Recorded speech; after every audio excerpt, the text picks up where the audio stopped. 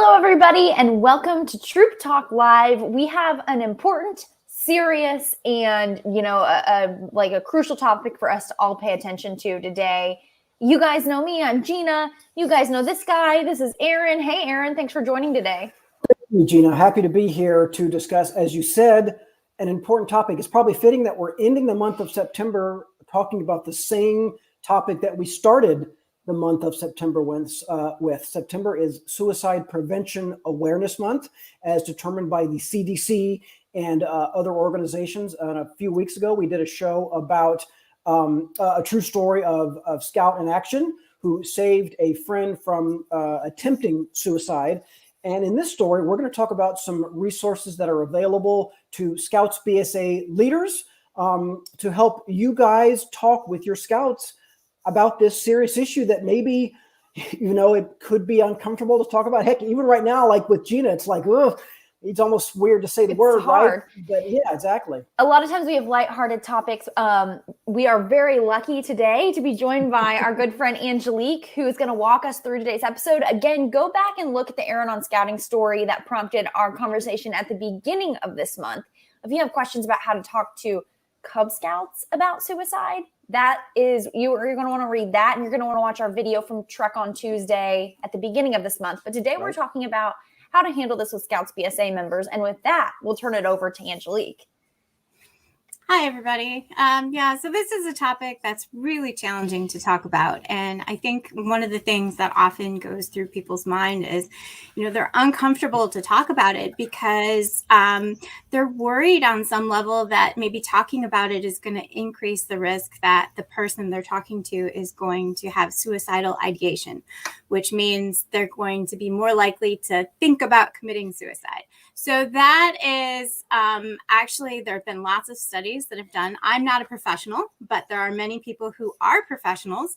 And you can see there's a link right there to one of those studies that says, no, absolutely not. Talking about suicide or asking someone if they're having thoughts about suicide does not lead to an increased risk for suicide.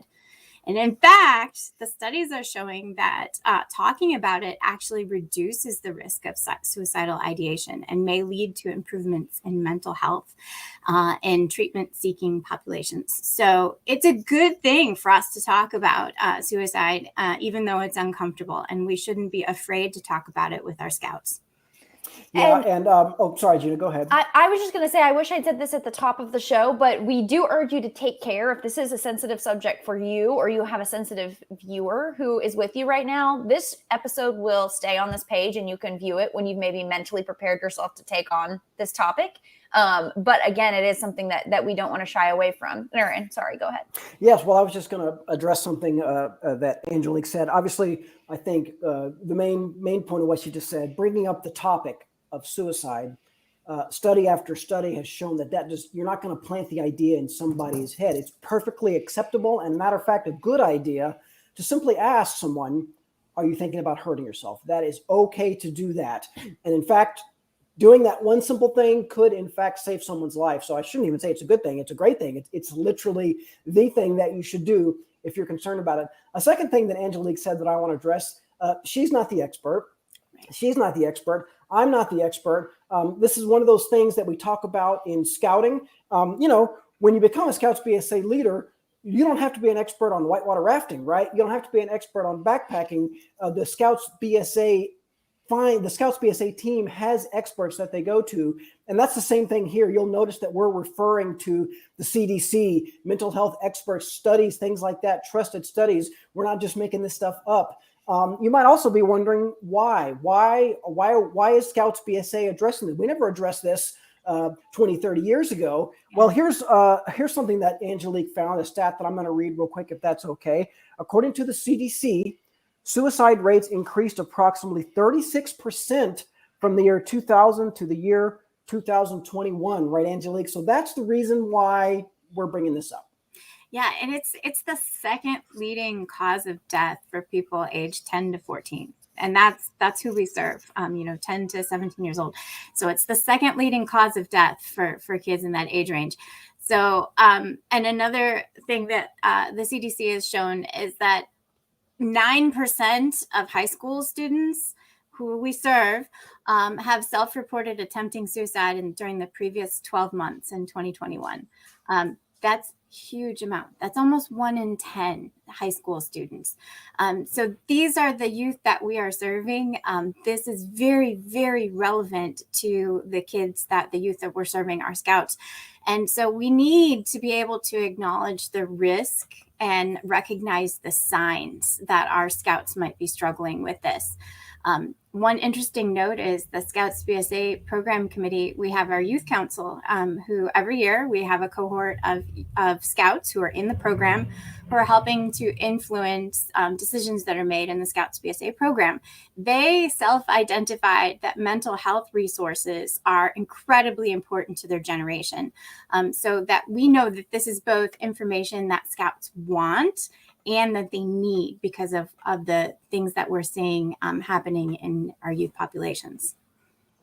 Maybe before we get to the next topic, I'll just say real quick, that is a staggering number, Angelique. 1 out of every 10 kids in 2021 self-reported attempting suicide during the previous 12 months. Think about how big your Scouts BSA troop is, right? 30 kids, 40 kids, 50 kids, 100 kids, whatever it is, right?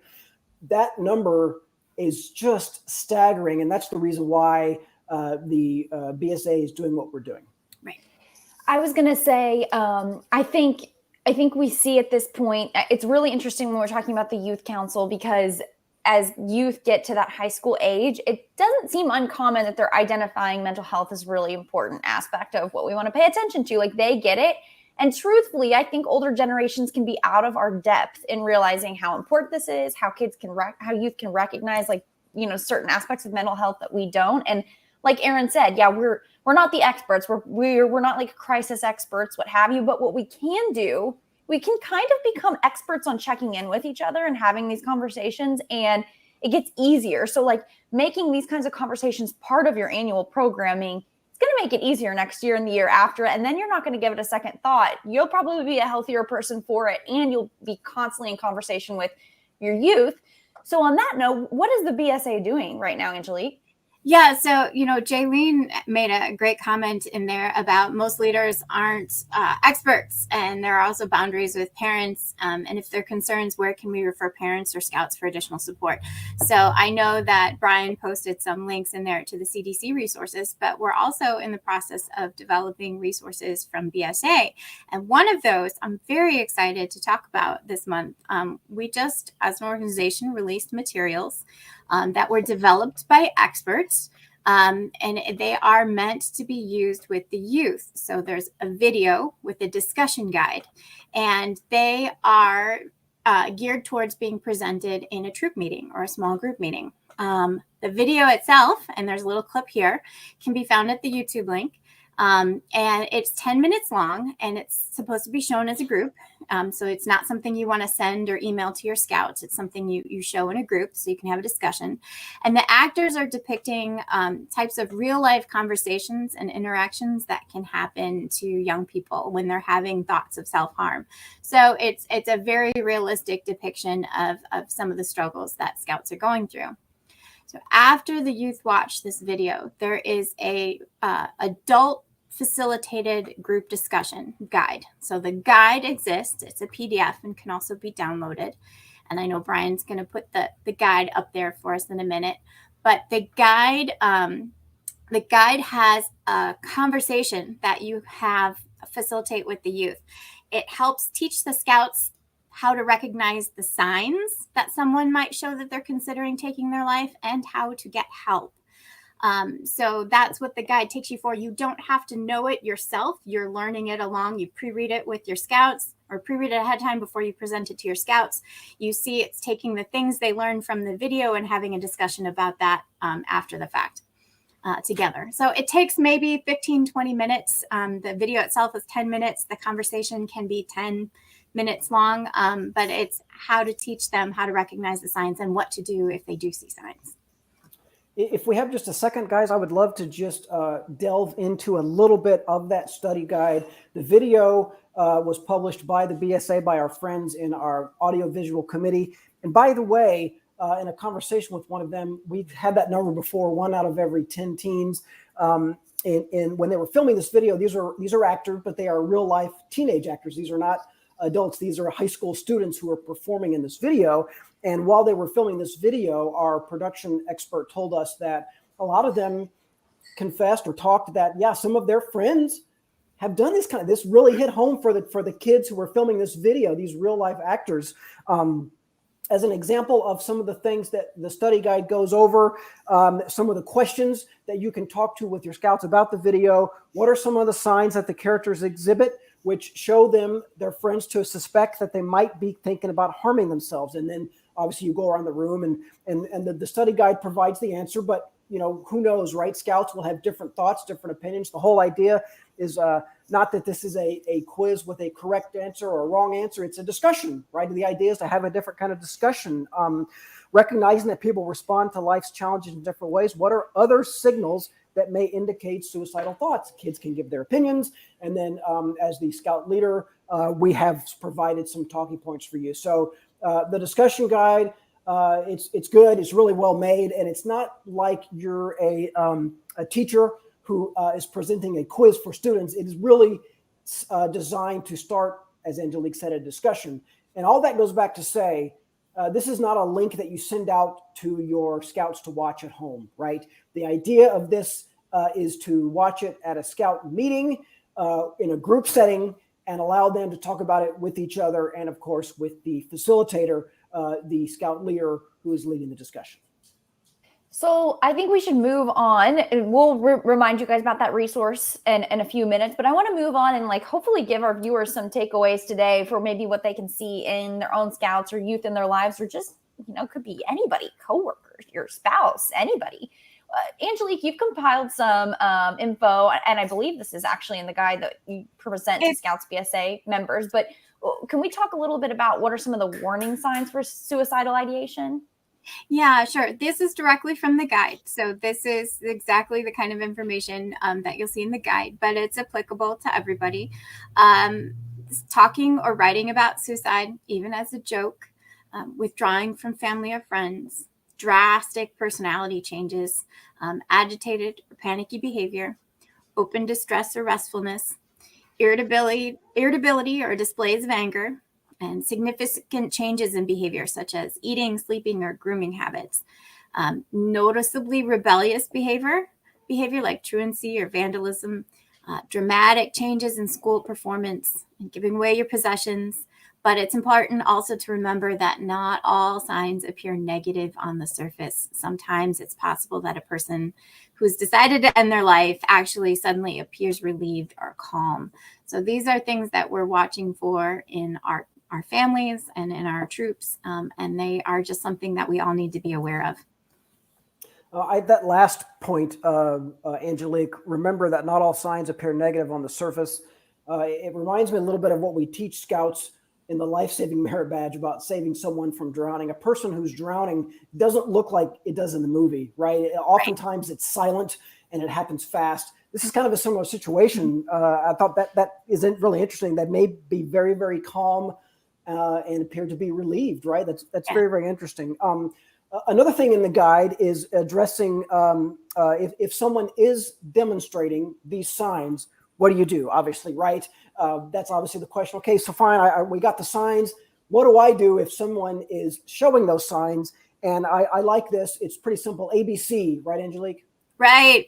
Yeah. So it's very simple. And it's something that hopefully everyone can remember even when they're in a stressful situation.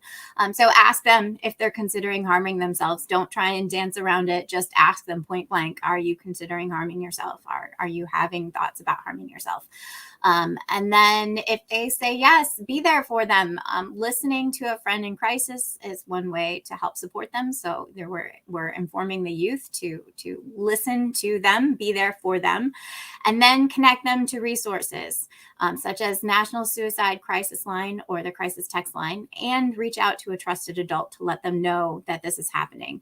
And that is what's in the guide. We don't ever keep it a secret from anybody. We need to get that person help. So this 988 Lifeline is a huge national movement to be able to provide an emergency number for people who are experiencing suicidal thoughts, and the people who are helping them can also call this line. So it's call 988, but you can also text it. And then there's also a chat function on the 988lifeline.org. So there are lots of different ways, because everyone's comfortable different ways making that connection. So be it phone call, text, or chat. And the great thing about that line is it's 24/7. It's open all the time. It's free. It's confidential. And it's there. It's a resource for everybody.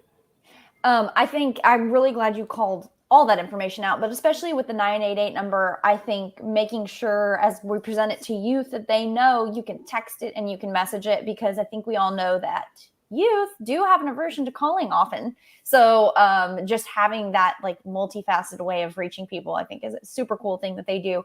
Also, you called this out, Angelique, but don't think of 988 like 911. You don't call 911 and say, I think there's an accident maybe going to happen, but you can call 988 and get that kind of support and advice. Yeah, so it's not just for the person who's experiencing the thoughts. It's also for anyone who feels like they're not sure what to do, how to support the person that's experiencing those thoughts.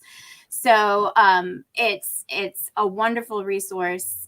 And like I said, it is confidential. So if you're not sure, this is a great way to call and find out if you need this resource. The Scout motto, as we all know, is to be prepared. It's very similar to if you see somebody outside and they look, they feel faint, maybe they're feeling nauseated, you might say, okay, well, guess what? It's hot. They haven't had water. You can kind of put together, what's going on, right? So the idea is with these tools, we hope that Scouts and adults will be able to kind of put things together. You recognize the warning signs, you take the appropriate steps to get help. It's not always totally on you. There are other resources, like we just said, the 988 number is the perfect example. We're not asking you to be a heart surgeon, right? We're not asking you to do these things that you can't do. Just simply know when to reach out for help. That step alone could save someone's life. And so a lot of people might know that when I'm not doing live videos with Gina and this wonderful team, I also write for a blog. It's called Aaron on Scouting. Everybody click on that if you don't Weird mind. Name. And I also, interestingly, by coincidence, I'm one of the editors in Scout Life magazine for the Scouts in Action section of Scout Life magazine. So I come across during the course of my day a lot of stories about Scouts saving people's lives. So I've come across a couple in the last 2 years, which is two more than I'd come across maybe in my entire time before that, about a Scout who saved a friend's life from attempting suicide. You can read more at the link below, but maybe just real quick, guys, if you don't mind, I'll just discuss two of those stories. One of them involved a young man who was gaming online with a group of friends. And in that situation, it's like 5 or 6 kids and they're gaming online. And one of his friends said something to him that, triggered him to make that, okay, that's not okay. It's not okay to, as you said, Angelique, even joke about things like this, right? And because this Scout was prepared and was willing to act, he set aside this game. He called his friend apart from the gaming chat, called his friend on the line, said, hey, man, I just want to make sure you're okay. Well, the young man was not okay. He was on the verge of hurting himself, but thankfully, because the Scout knew what to do, he was able to get his friend help.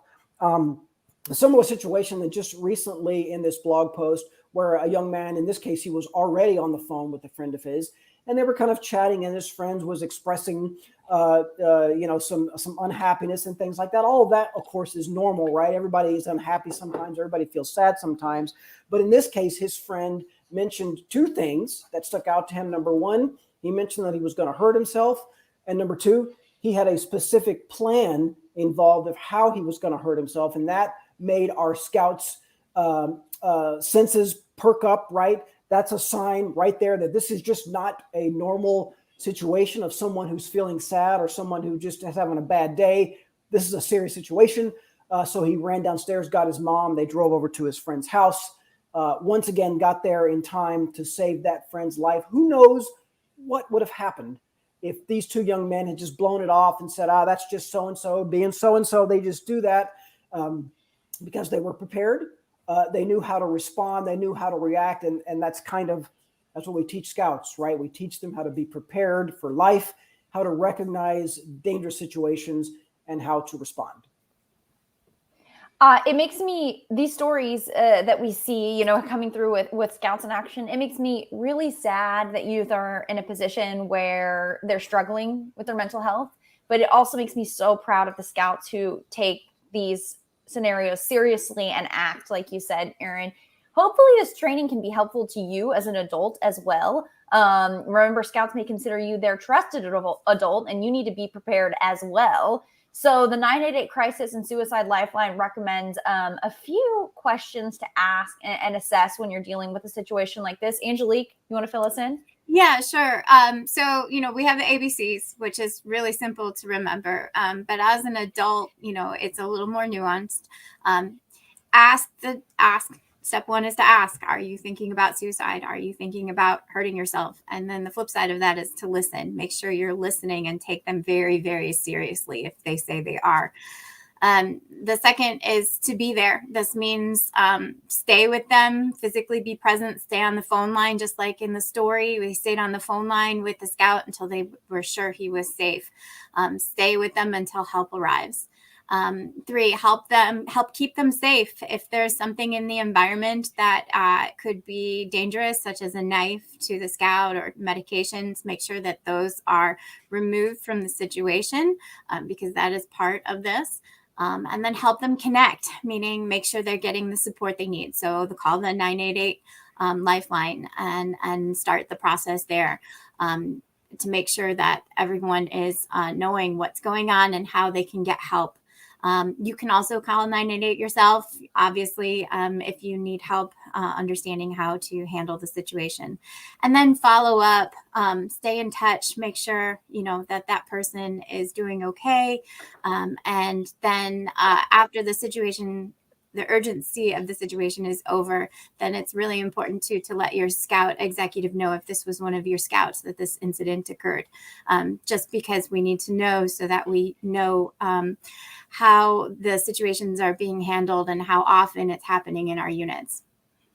Yeah, I think it's worth, you said this earlier, Angelique, I think it's worth repeating. Actually, Gina, you mentioned this as well. If you're a parent or a Scout leader, we're not trying to say that it's your responsibility to decide if someone is actually going to do it. It's your responsibility if you have a suspicion, if you're concerned about it, if they say one of these things. That's what 988 is for, right? When you call 988 or text 988, they can help you, guide you down that road. So, once again, if you don't really know what to do, call 988 or text 988, right? If you think, well, I don't know for sure if he's really going to try to hurt himself. You know what? Text or call 988 just to be safe. Don't worry about trying to make the ultimate decision yourself. If you have a suspicion or any sort of doubt in your mind, call that number, make sure the young person is safe. And from there, the experts can get them treatment, can take care of them, things like that. That's the step that you need to take to initiate that process to make sure everybody's safe in scouting. Yeah. Angelique and Erin, this is just like your friend Gina talking, not BSA Gina, like your fellow Scout volunteer. I think, when it comes to reaching out to crisis lines or even just broaching the subject with youth, we do hear a lot of like, I'm not an expert, I can't do that, And personally, I think you don't have to be an expert, but you have to try to talk about it with your youth. And you don't have to save someone's life, but you have to try. You have to hook them up with the resources to be able to take the action that they need. What is also cool is this is not the first resource that we have on the topic. BSA is tackling the tough topics. There's a safety moment for adults. We'll put that link up on the screen and drop it in the chat as well, so you can check that out. It's a youth suicide prevention safety moment. And you can share this with the other adult volunteers in your troop or, send it out in an email. There's still a couple days left in September. It's Suicide Awareness Month this month. But it's kind of funny that we phrase it that way because this is obviously relevant all year round, every single day, every single minute. Yeah, I would say, if you've already done all of your meetings for the month, there's no reason why you can't talk about this in October or November. The purpose of Suicide Prevention Awareness Month is just for just to put it in your mind, right? To think about it, And then, hey, if you do something in October, if you do something in November, that could be just as valuable as doing it any other time of the year. Angelique, it's an important topic. Thank you for joining us today. Any other closing thoughts? Anything else our viewers need to know? Yeah, I just want to remind everyone this 988 number. This is your go-to. This will help you put it in your area that you meet for scouting. If you're fortunate enough to be able to put things up on the wall, keep it in your medical kit. Keep it in with your medical forms in your medical form binder for your youth. Have it handy. It should be as accessible as your first aid kit because it is a form of first aid.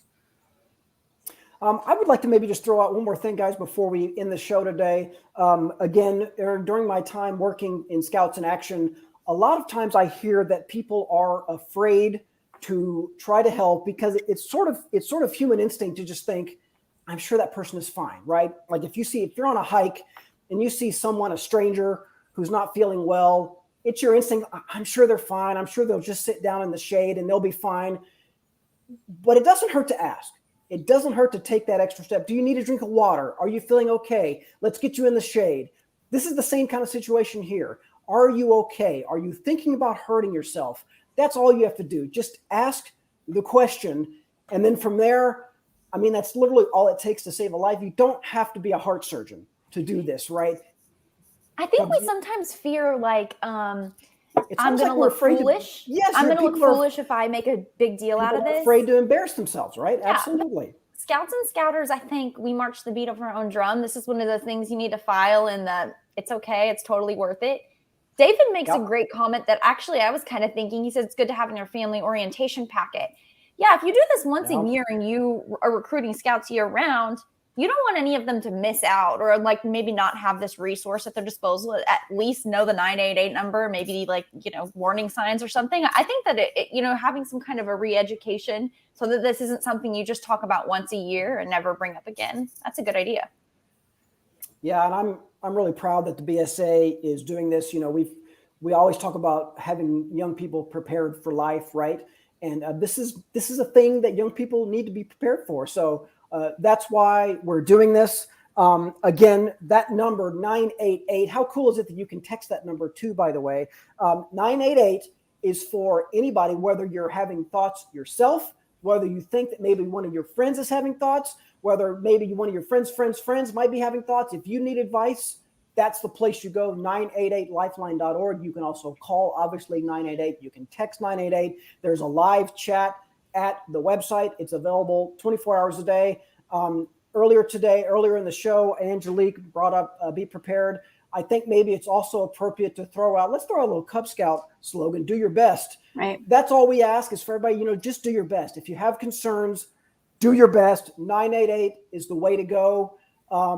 Gina? Speaking of Cub Scouts, this is an issue Cub Scouts face as well. So again, I encourage you to go back to our Trek on Tuesday covering this topic. You can also reach out to 988 if you know a young, very young person who is struggling, and they can give you some input on how to help. But don't think that this is something that there is not a way to talk about with the youngest members of your family as well. Yes, absolutely.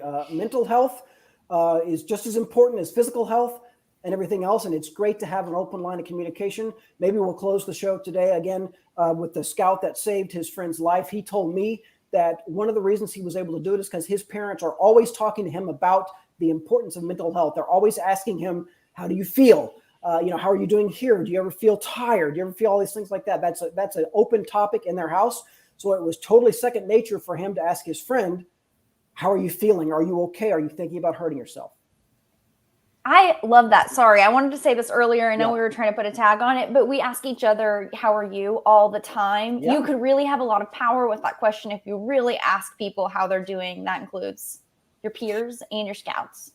Yeah. We part of the Scout Oath is we promise to help other people at all times.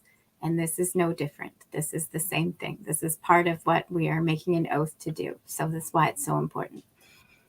Suicide Prevention Awareness Month ends in about 4 days. But as we said, certainly something you can do with your Scouts BSA troop any time of the year and with your family at home as well. That's probably a good idea also. Angelique, thank you for joining us today. As always, good job, Gina. thank you all for watching it. We appreciate it. Just want to remind you, you can go back and watch this video. If you caught little snippets here and there, you can go back and watch this video at any time. Tag a friend, share it with your friend. It's an important message. Thank you guys for watching. We appreciate it. We'll see you next time. Bye, everybody.